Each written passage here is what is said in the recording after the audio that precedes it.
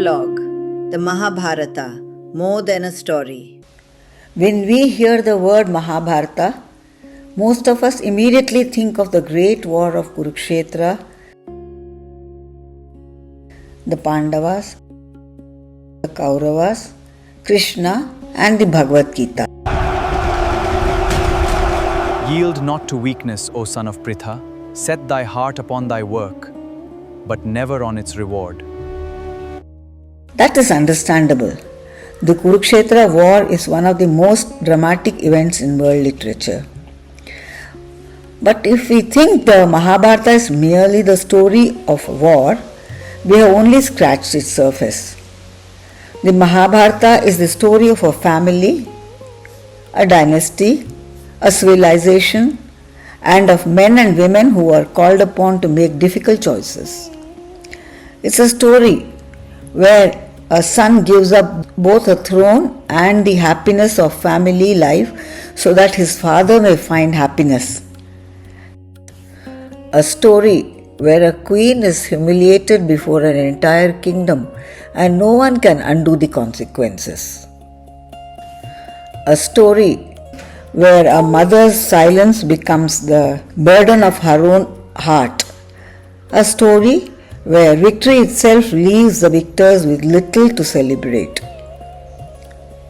For more than 2000 years, people have returned to this epic, not merely to admire its heroes or witness its battle, but because they recognize something of themselves in its people. The Mahabharata does not divide the world neatly into heroes and villains. Instead, it introduces us to people who love, who hesitate, who sacrifice, who forgive, who remain loyal, who make mistakes, and who must live with the consequences of their choices. At the best of many of those choices lies a single word: dharma. Dharma is often translated simply as righteousness or duty. Yet the Mahabharata reveals something deeper. Dharma is doing the right thing in the circumstances we find ourselves in. It asks us to consider our responsibilities, our relationships, our promises, our position in society, and the consequences of our actions. The Mahabharata teaches dharma not through definitions, but through life itself. That is perhaps why every generation discovers new meanings within this timeless epic. The Mahabharata is also a remarkable window into an ancient civilization. Its kings and queens, its sages and teachers, its warriors and merchants, craftsmen and householders. All these people live within a society shaped by customs, responsibilities, and deeply held ideals.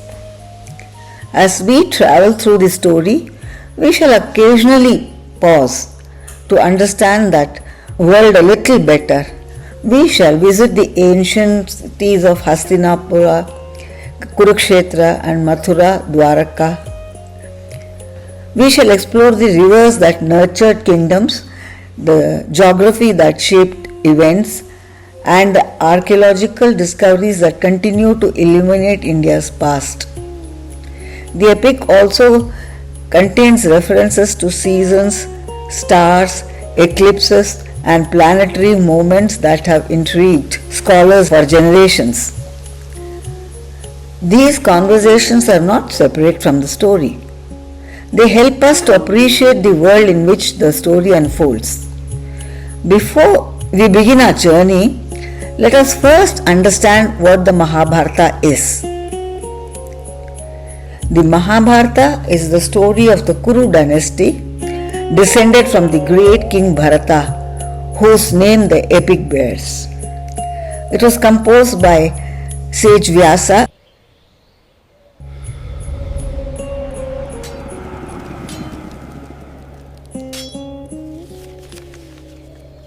and first narrated by his disciple sage Vaishampayana during the great yajna performed by King Janamejaya, the great grandson of Arjuna. Janamejaya wished to know the story of the remarkable ancestors from whom he had descended. How did a dynasty renowned for courage, wisdom and sacrifice finally arrive at the great war of Kurukshetra? In answer to that question, Vaishampayana began his narration. Today we become listeners to that same timeless story. Our journey, however, begins many generations before the Great War. It begins before the Pandavas, before the Kauravas, before even Bhishma. It begins on the banks of the sacred Ganga. There a king named Shantanu is about to meet a woman of extraordinary beauty. At first appears to be an ordinary meeting, but from that meeting will emerge a chain of events that will one day shape the destiny of an entire dynasty. Come, let us begin.